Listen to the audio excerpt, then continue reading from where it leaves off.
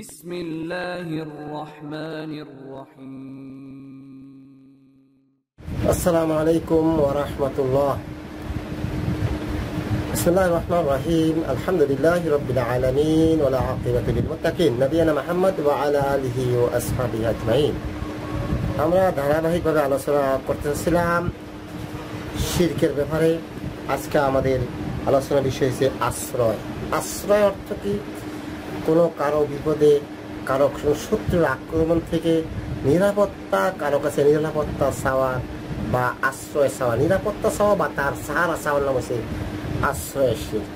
এখন যদি যেটা একমাত্র আল্লাহ তাআলা ছাড়া কেউ নিরাপত্তা দিতে পারবে না, এর বাইরে যদি যেই বিষয়, যেই সাহায্য, যে আশ্রয় দেওয়ার একমাত্র আল্লাহ তাআলা মালিক, অন্য কেউ কোনো মালিক না, সেই ক্ষেত্রে যদি আল্লাহ তাআলা ছাড়া আমরা অন্যের কাছে আশ্রয় চাই, তাহলে সেটা হবে শিরক।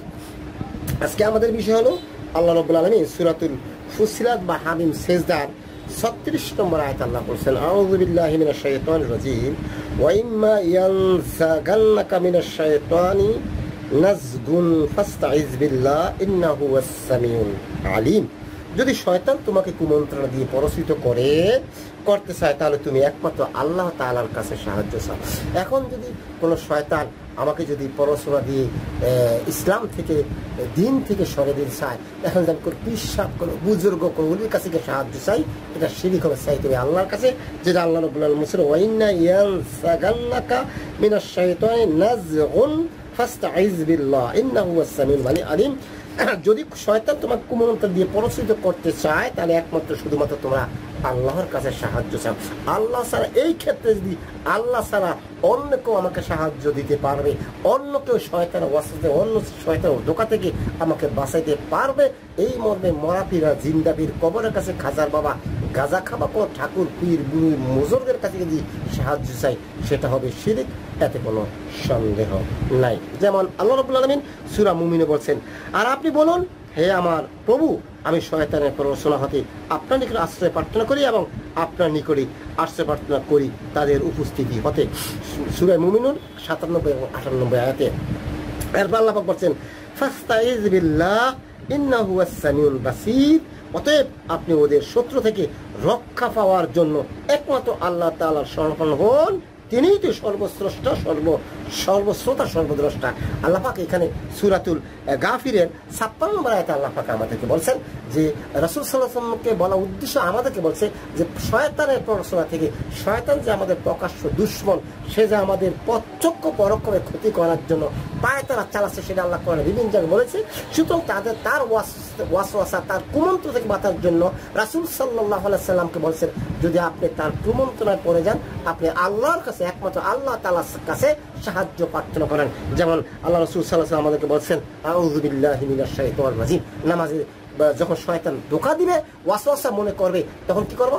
আউযু বিল্লাহি মিনাশ শাইতানির রাজীম 3 বার করে হালকা বাম দিকে তুলে, অর্থাৎ বিতাড়িত মজলুম শয়তানের ওয়াসওয়াসা থেকে আমি রাজিম হতে, বিতাড়িত, তার কাছ থেকে আমি পানা চাচ্ছি, আল্লাহ আপনাকে হেফাজত করেন। এখন যদি বলি, হুজুর, বুজুর্গ সাহেব, ওলি সাহেব, খানকা সাহেব, আপনি তো আল্লাহর ওলি, আপনি আমাকে শয়তানের ওয়াসওয়াসা থেকে হেফাজত করেন, এটা শিরক হবে, এতে কোনো সন্দেহ নেই। চাইতে হবে কার কাছে? আল্লাহর কাছে, যেটা আল্লাহ রাব্বুল আলামিন আমাদেরকে শিখিয়েছেন। তারপরে সূরা নাস এবং সূরা ফালাকটা আপনারা সকলেই জানেন। এরপর আল্লাহ রাব্বুল আলামিন সূরা জিনাল বলছে, ওয়া আন্নাহু কানা রিজালুন মিনাল ইনসি ইয়াউযুনা ফি রিজালিন মিনাল জিন্নি ফাজাদুহুম রহাকা। আর কিছু সংখ্যক মানুষ কতক জিনের আশ্রয় প্রার্থনা করত, তাতে করে তারা জিনদের আত্মগম্ভীরতা আরো বাড়িয়ে দিচ্ছে। এটা দীর্ঘত আলোচনা। একটা সময় মানুষগুলা জিনকে ভয় করে তাদের কাছে আশ্রয় প্রার্থনা করত, তখন জিনের আত্মগর্ব, আত্ম অহংকার, অহমিকা বেড়ে গেল। মানুষ হচ্ছে আশরাফুল মাখলুকাত, তারা আমাদের কাছে যখন সাহায্য চাইছে, আমরাই বড়। তখন দেখেন এখানে আল্লাহ রাব্বুল আলামিন বলছে, জিনের কাছে সাহায্য চাওয়া যাবে না, শয়তানের কাছ থেকে, জিনের কাছ থেকে আশ্রয় নেওয়া যাবে না। যদি জিনের কিন্তু আল্লাহ কিছু অলৌকিক ক্ষমতা দিয়েছেন, মানুষকে দেয় না। এখন মোরাফির আর তেরাফির তো অনেক দূরের কথা। আল্লাহ পাক আমাদেরকে এই সমস্ত শিরক থেকে হেফাজত করুক। আমরা জেনে বুঝে সমস্ত আশ্রয়, যেটা একমাত্র আল্লাহ তাআলা ছাড়া অন্য কারো কোনো ক্ষমতা নাই আশ্রয় দেওয়ার, সেক্ষেত্রে আমরা একমাত্র সামুকার কাছে, আল্লাহর কাছে আশ্রয় চাবো, তাহলে সেটা শিরক হবে না। আদার যদি যেটা আল্লাহ ছাড়া কেউ দিতে পারবে না, মরবে জানার পরও যদি আমরা মানুষের কাছে চাই, হোক সে জিন্দাপীর, হোক সে মরাপীর, হোক যত বড় বুজুর্গ আর যত বড় আল্লাহ উলি, হোক যত বড় শাইখুল হাদিস, তাহলে কিন্তু শিরিক হবে। আল্লাহ পাক আমাদেরকে বুঝার তৌফিক দান করুক। আসসালামু আলাইকুম ওয়া রাহমাতুল্লাহ।